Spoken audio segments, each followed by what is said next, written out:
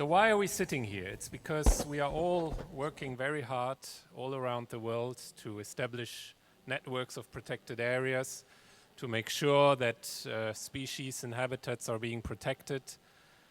And we have some remarkable successes to see, but what is happening all around us is making our work more and more difficult, and it's getting more and more of a challenge to really get those protected areas in the way integrated in our economic system, in our development system that supports and recognizes the ecosystem services that those protected areas are delivering to society. Our whole economic model that is based on, for example, the GDP agenda that is promoting a growth that is based on consuming resources in an unsustainable manner, that this is still what is driving the economic developments and the policies of financial restructuring, etc.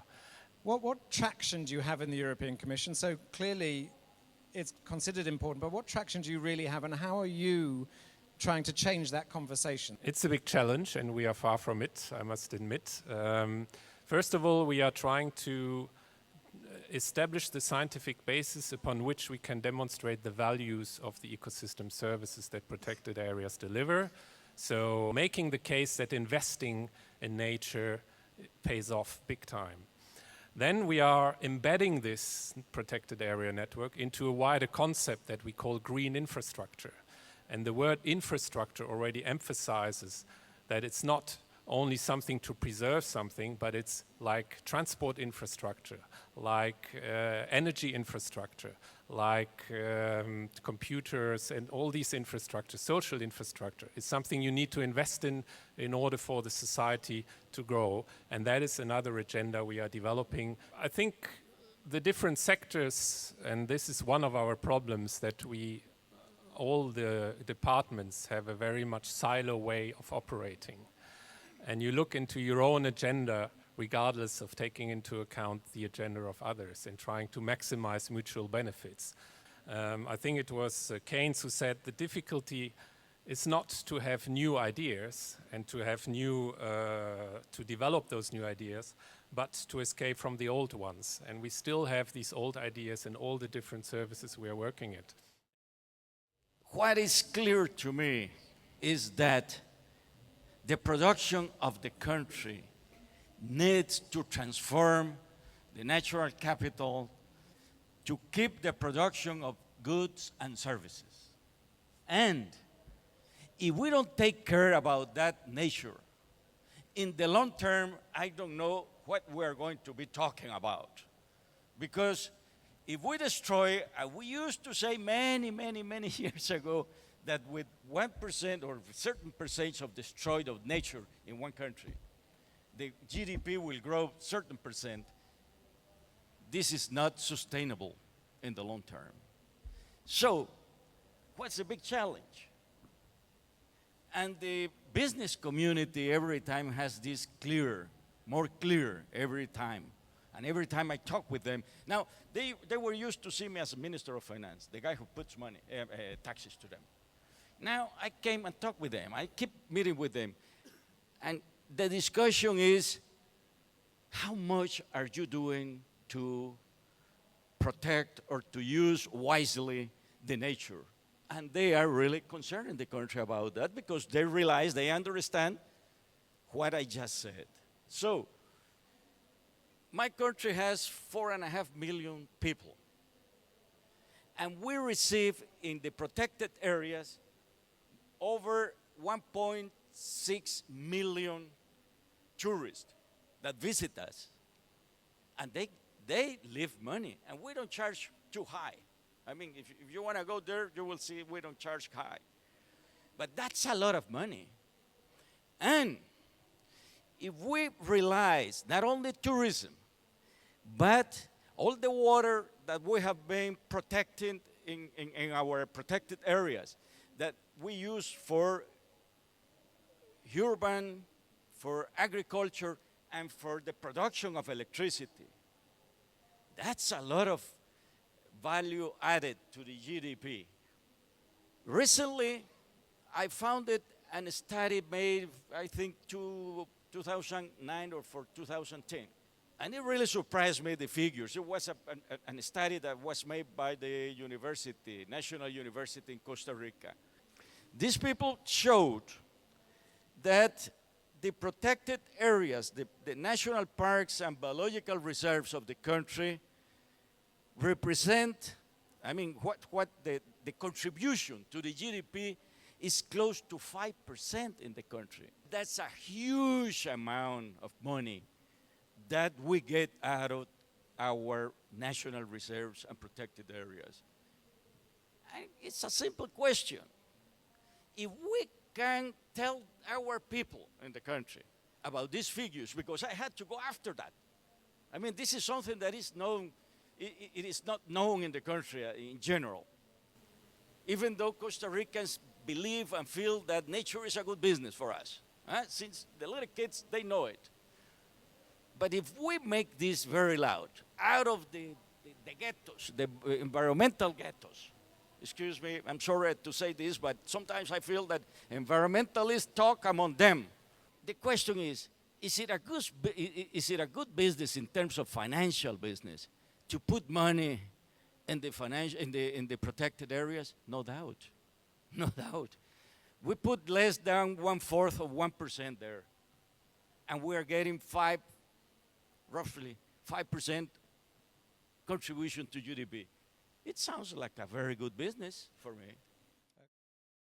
When I arrived in Comoros 3 years ago, half the population was waiting for the car factory to open, create jobs. The other half were waiting for the five-star hotels miracle example in Seychelles or in Mauritius, which are neighboring islands. You have to realize Comoros is at the end of the earth. We're an orphan country, 23 coup d'etat. In the UN, we call it post-conflict fragile state. It's at the bottom of the SIDS of the small island developing states. And there's very little going for it. And we have no donors or NGOs or anyone. But we have incredible biodiversity. The birds are over there on the wall. And we have the environment that is basically all still intact. Not by design, by neglect and accident, because we've had no investment, nothing, because of all the instability. Opportunity. The UN and a number of partners 12 years ago saw that and set up a small marine park. Getting back to your point at the beginning, Joe, when you made the introduction, you have to have these kinds of setups, but they have to be connected overall. They have to be sustainable. And the marine park doesn't work, basically, because we don't have any throughput. No one's putting money into it. The community is not seeing benefits. So I sat with the president just after I arrived, looked around and said, you're not going to get that car factory, and we're not going to be Mauritius or Seychelles. We have no infrastructure, no economy, really. But you have nature. Maybe we can benefit from this, and you can develop your country. And that's really why we're here at the World's Parks Congress, because the vice president arrives tomorrow, and he's going to talk about how this is going to happen.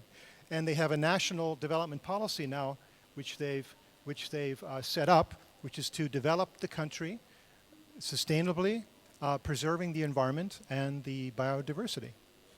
So on one hand, it will be preserved. We're on our way. And then, of course, we next have to work out a tourism strategy and getting people to come through who are going to pay for that. That's the next stage. I've joined the bank a little over 4 months ago.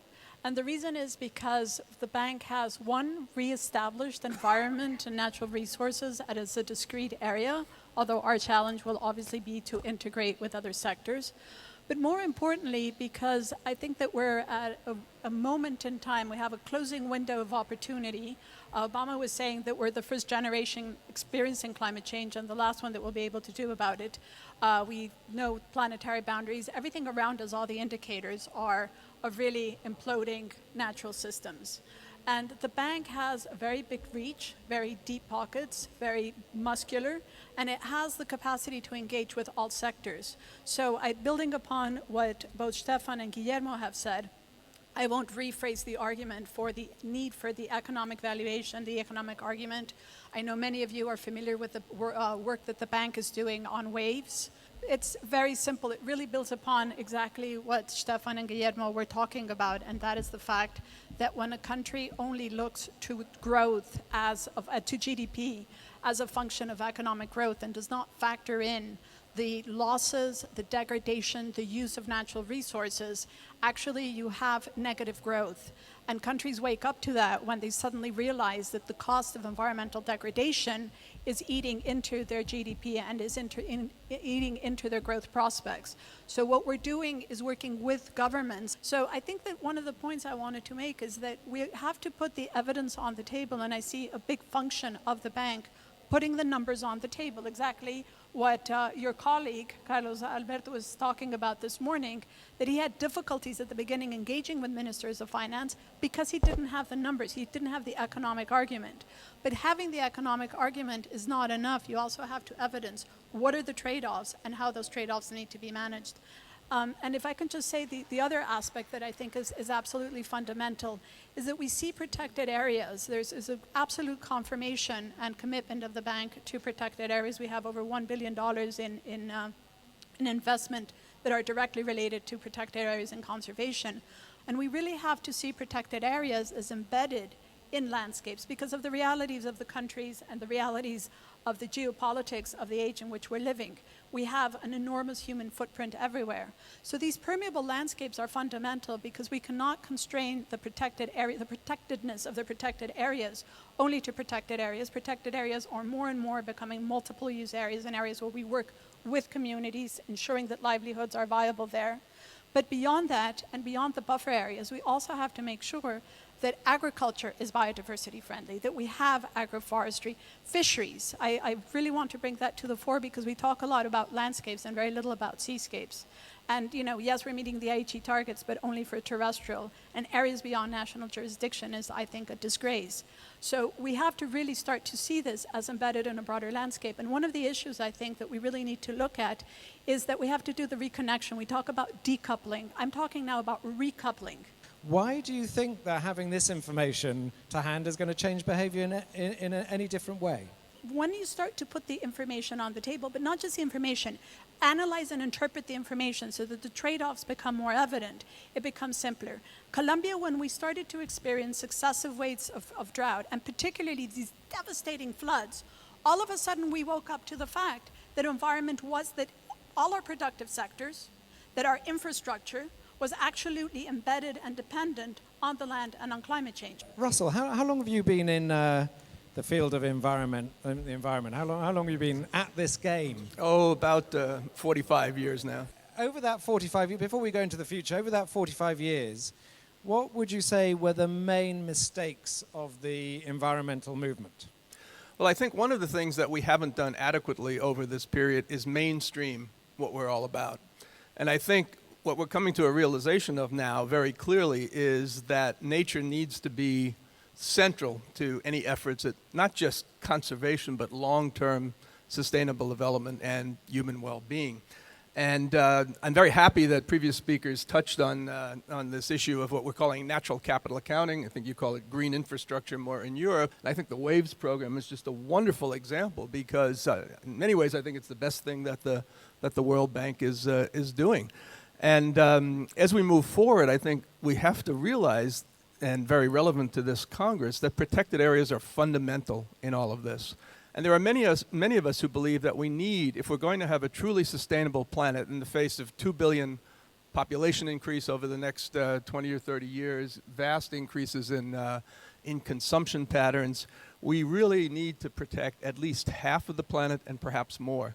And I think in the past, protected areas have always been seen as something of a sideshow, and we ourselves, I think, have believed that. And now we're all working much more broadly across sectors, looking at how protected areas in the broad sense are really perhaps the most fundamental component of sustainable development.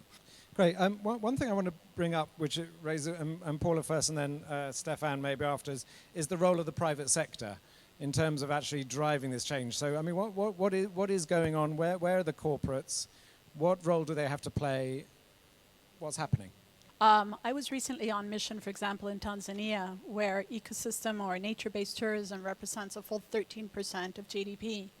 And what you see is that the private sector is very keen to invest, but all they're asking is that governments provide a truly enabling environment, and the enabling environment has to do with obviously all the governance frameworks, positive incentives, and putting in place the basic infrastructure. But there is a great interest and a great willingness to invest. The role of organizations like the UNDP or the bank is to work to make sure to help put all those different pieces in place so the investments can flow, and also to put it in place in a way that brings into account the need to make sure that the benefits and the profits filter down, or not filter down, fully incorporate the communities and really take into account livelihoods. So the private sector has always been seen by the big part of the conservation movement as the other side, and is now more and more becoming a joint actor. And we see more and more partnerships building up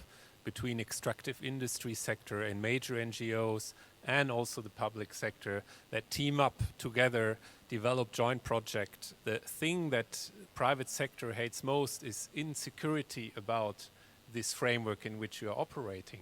So a clear legal framework that tells you very clearly what you can do, what you cannot do, is something that the private sector in Europe more and more appreciates. What can we do to try to overcome this short-term imperative and make space for conservation to come into its own? One of the solutions is exactly to put the governance system in place, the legal system in place, the leadership in place, that makes sure that you have this long-term effects framework in which you then operate.